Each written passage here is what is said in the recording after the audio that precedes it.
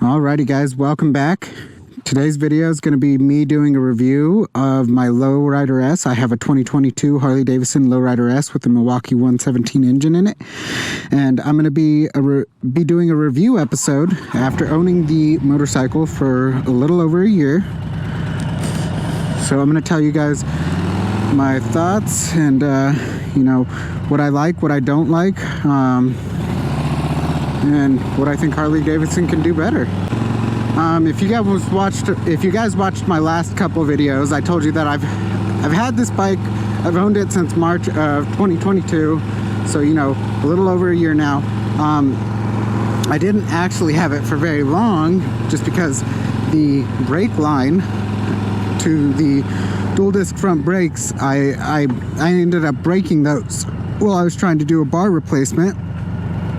And because this one has the ABS option, that led to it essentially taking longer to get back to me. And because of that,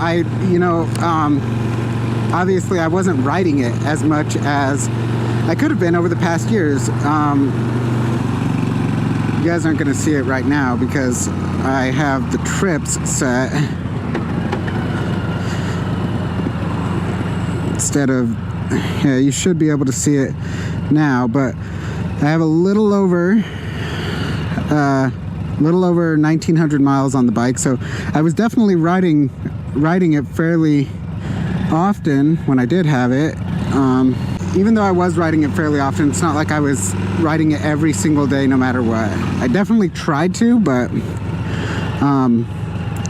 you know, that just wasn't feasible. I have 2 kids and they have things that they need to get done too, so. But I definitely rode it as often as I can, and I really love this bike. I enjoy the heck out of it. If I could change anything about it, like if Harley gave me, you know, they asked me personally if there was anything I would change about it, probably the stock suspension. I know that it already has inverted front forks, but you know, suspension is one of those things that is usually the first big ticket item that most people change on motorcycles, especially Harleys,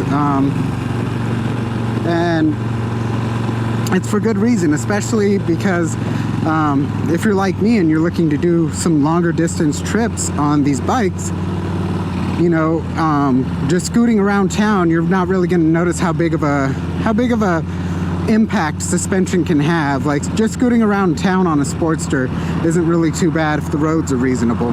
But if you're doing longer rides, I would comfortably say after an hour, especially an hour of like not the best roads, you can definitely notice if your suspension is going to be a problem with longer rides.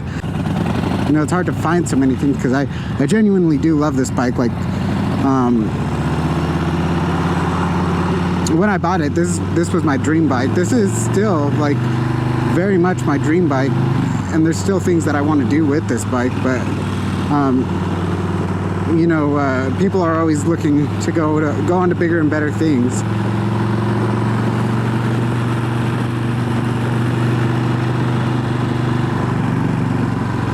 Yeah, like there's really not too much that I would change about the bike. Things that I love about the bike, obviously the 117, this thing never leaves you feeling like you are, you know, you don't have the power to make it out the hole or get to where you're trying to go, essentially. Yeah, so the 117 is obviously great. Like,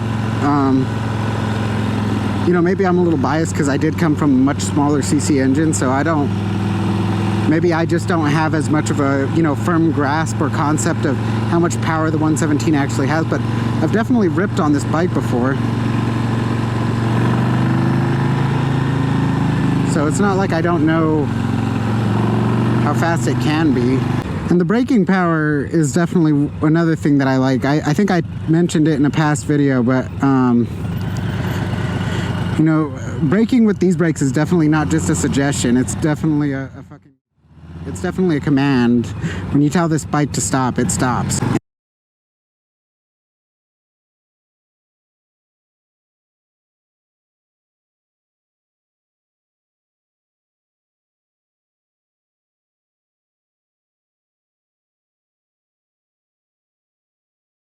It's very hard to find somebody that that knows about motorcycles, and when you ask them about a lowrider S, they don't have something good to say about it.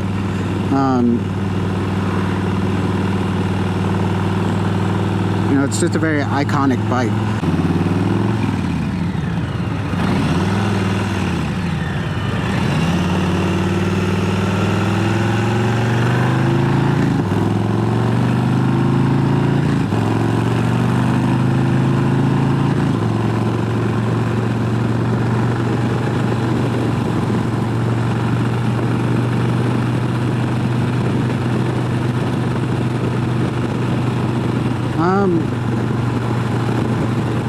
You know, I think if there was anything that I don't like in terms of like stock, the seat probably is another thing, but the seat's a very common thing to get, again, you know, swapped out and replaced with a aftermarket third-party seat. I did do a couple of hour-long rides on the stock seat, and you know, my buns were definitely sore by the time I got off the bike, which an hour is not a very long, to me, it's not a very long time to, you know, be riding a bike. If you're having fun on a bike, you know, that time seems to really just disappear. It's very hard to get a physical grasp of how long a trip's actually taking until the ride starts taking a toll on you. Your shoulders hurt because your bars are too high, or your back hurts because your triangle is all messed up and you're just hunched up and stuff. Which, you know, for sport bikes, that serves a purpose. You need to be able to tuck and, you know, just to be able to stay aerodynamic. You don't want the wind just forcing your head back while you're on the bike. But for cruisers and stuff like that, you know, the triangle is typically a little more relaxed out. A lot of people get highway pegs and stuff like that, so that way they can stretch out more and be a little more comfortable on their rides. But the seat has a lot to do with that, you know, rider triangle. If you're getting like a Lepera or a Whiplash or a, you know, even a San Diego Customs Pro, where it has the little backrest and it's still a Saddleman, but unlike my Saddleman, which is a step up, you know, the step up does put you higher, which I'm 5'6", I'm still flat footing it on the lowrider S, you know, at this stop sign, and it's not hard for me. My legs aren't super close to the bike, I don't feel like. However, because I am 5'6", where the pegs are with these, you know, mid slightly forward foot pegs, I feel very comfortable. I feel like I'm just sitting in a regular chair. It's not bad for me at all. Maybe it's because I'm short, but I personally do not like having my foot like up there on the, you know, on the highway bar or on the not passenger pegs, but highway pegs or anything like that. It's just, I don't know. Maybe it's because I'm like still relatively a new rider, but I really, really, really like my feet to be on the pegs and near the you know, the shifter pedal or the shifter peg and the brake pedal. Like, I am not a fan of it not being right there. The bike itself is great.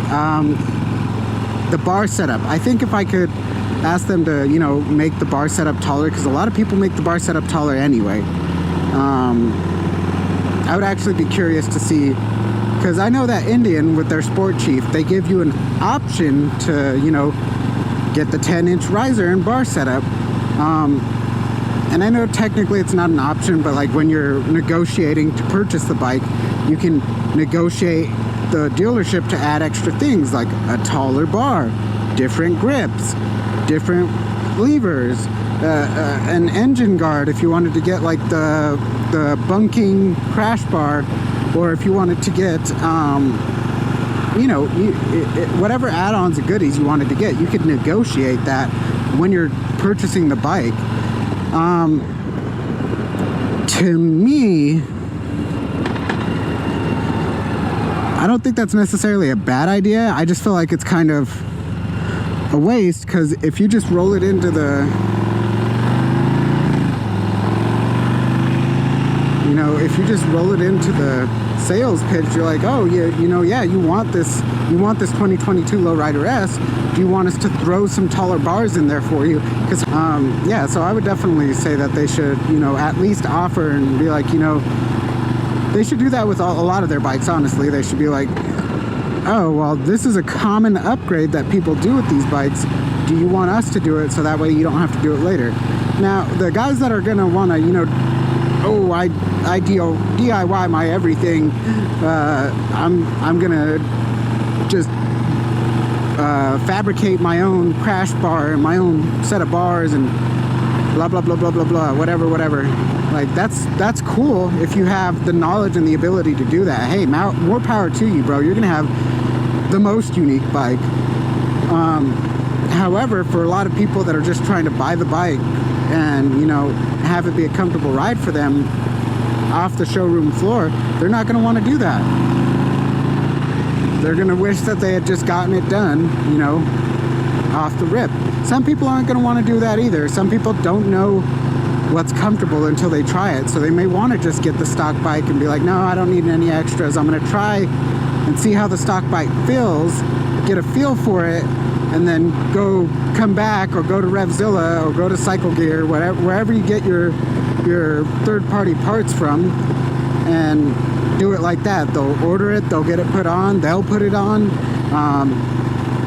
and they'll go from there. Like, it would just be, I think, nice to have the option, when you're going to go buy the bike, so that way they can, they can roll that in with it too. So like I said, I've owned the bike for a little over a year now, and I would have a hard time, finding a singular thing to really say bothers me or prevents me from wanting to ride the bike, because there isn't one. There's not a single thing that this bike does that makes me go, oh God, I don't want to ride it because it's not good for blase, whatever. Because the thing is, if you really want to ride, something's not going to stop you anyway. Like, people ride through rainstorms, people ride in the snow. I don't recommend doing those things. I don't personally do them, but people do it, and that's their right. They're adults. They can do whatever the heck they want. However, to me, if I was the type of person to be like, I want to ride no matter what, this would probably be the bike that I would be doing it on, because it has, dual disc front brakes. It has the stopping power that I need. It has, ABS, and it definitely has the go power that I would want with the Milwaukee 8 117. Like, there's just a lot of good points to this bike that make it a good all-around motorcycle. There's nothing, I mean, you could say negative things about it, but they're things that the bike isn't intended for anyway, so it's like, okay, well, yeah, what do you expect? The bike's not meant to do that. You could say that the bike isn't good for long trips because it doesn't have saddlebags. Okay, well, that's kind of a moot point, because you can very, very easily put saddlebags on pretty much any motorcycle. And for two, the bike doesn't come with saddlebags stock, so what were you expecting? It's not like you bought the bike under the impression that it had saddlebags and then got it and it didn't have saddlebags, and you're like, oh, well, this is a terrible bike because it doesn't have anywhere for me to keep my stuff. Well, yeah, dude, it's a Lowrider S. It's not supposed to have saddlebags.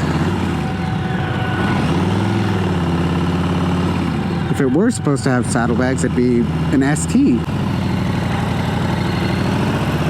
Like, it's not something that, again, is like unique to Harley.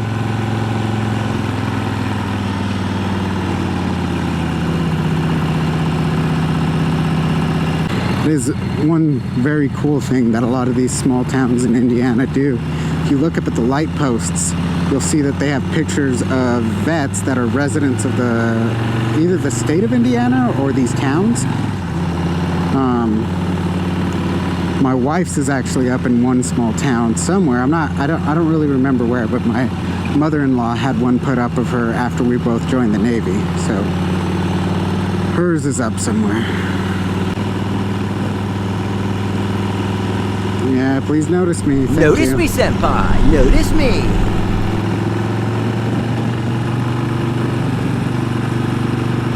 Yeah, guys, but I really, you know, like I said, I don't really have any terribly negative things to say about the Lowrider S. If there is something that you guys can think of that you would definitely like to see changed about it, you know, let me know down in the comments.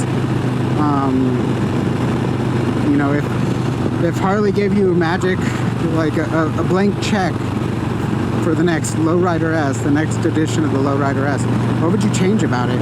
Would you go Indian's direction and make like a, you know, give it the T-Sport fairing off the bat? Or would you, you know, just roll it all into the ST and be like, there is no Lowrider S, there's only STs now, and if you want to do something different, you got to take the fairing and the bags off, because the bags are quick detachable. I don't know how easy it is to take the fairing off, but I do know that the bags are quick detachable and that they come off pretty easily.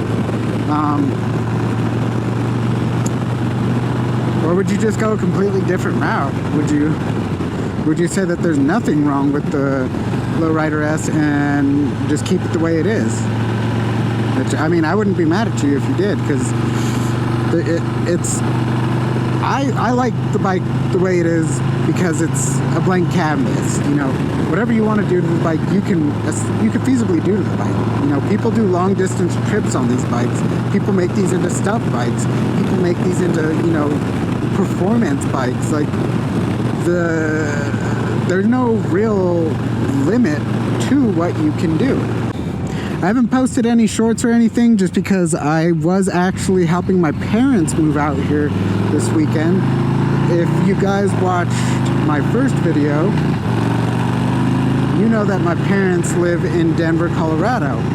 And so I packed up me, my wife, and my boys into my truck, and we did a 16-hour, you know, straight shot all the way to Denver, Colorado. We rested for a singular day, not even actually a full day, because at around 11 o'clock that day, we still managed to, you know, we were like, well, the boys are asleep. Do we want to be driving throughout the day and having to stop multiple times and change them and, you know, do all this and that? Because when they're asleep at night, obviously you're not having to change them as often. So we looked at each other and we're like, oh, we could totally do it. That was not the case. We drove for about 2 hours before I was like, okay, we need to stop and take a nap before we keep going. And so we stopped and took about a 3-hour nap, and we ended up driving, you know, the rest of the...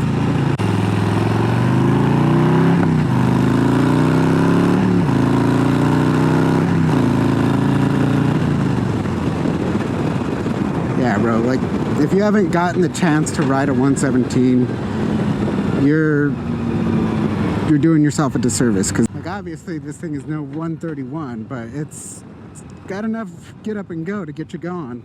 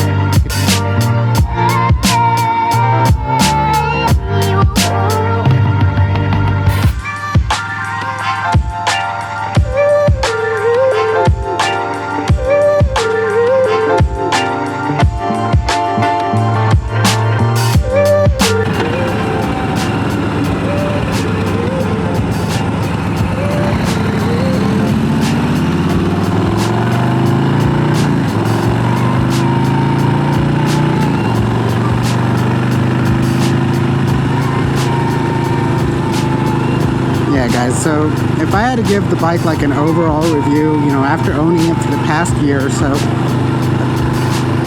the bike to me is dang near perfect. Like, there's really, like I've been saying, there's not too many things that you could really sit here and be like, that is a significant problem with the bike.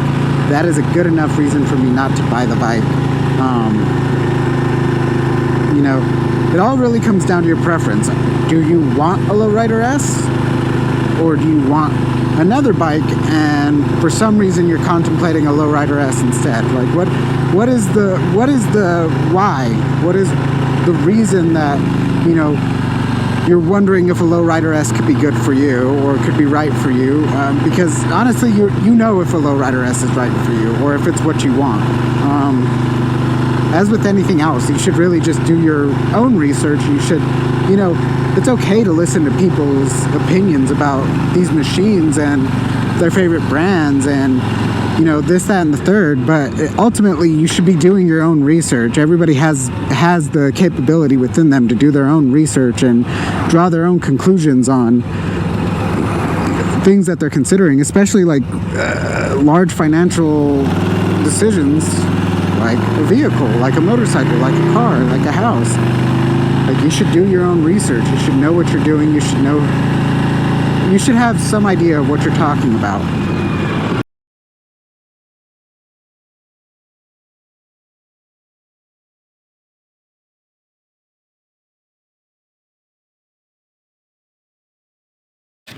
Alrighty guys, what's up? So my GoPro footage actually got corrupted. I do have some video clips from it, which is everything you guys have seen up until this point, but we're back at the house now. Essentially what I was saying was, you know, this was my review video of my 2022 Lowrider S. I've had this bike for a little over a year now, and if there were things that Harley, you know, wanted me, they came and asked me, you know, what is something that you would want done to this bike from the factory that would make it better? And it would definitely be suspension. Like I said, the suspension isn't terrible, but it could definitely improve. There's always room for improvement, right? And the seat. I have done a couple of longer rides on the seat, hour and a half rides, and by the time I'm hopping off that seat, I'm pretty sore, which is insane for only in an hour, right? The saddleman has been great. I have the saddleman step up with the gel and lattice stitching, and that thing's been awesome.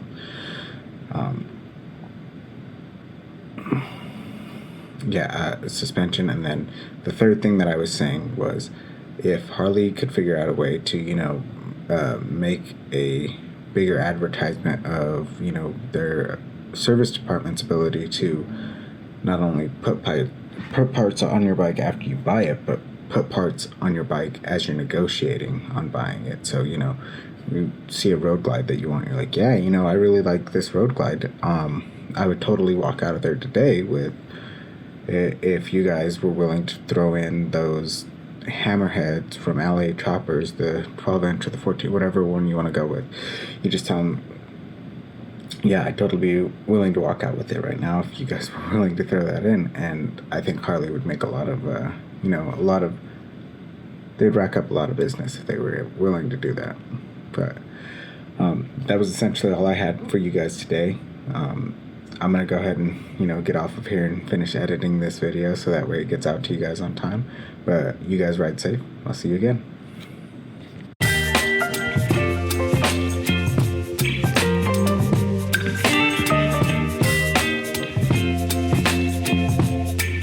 Baby, you give me ice and fire. You're giving me wind and rain. You're some kind of butterfly. Baby, you give me midnight. You whip up my appetite. Don't leave me here high and dry. Oh, well, I don't wanna jinx it, baby, and twist myself at the spine. Don't wanna overthink it, baby. It's just twist your body and mine. Baby, you give me ice and fire. You're giving me wind and rain. You're some kind of butterfly.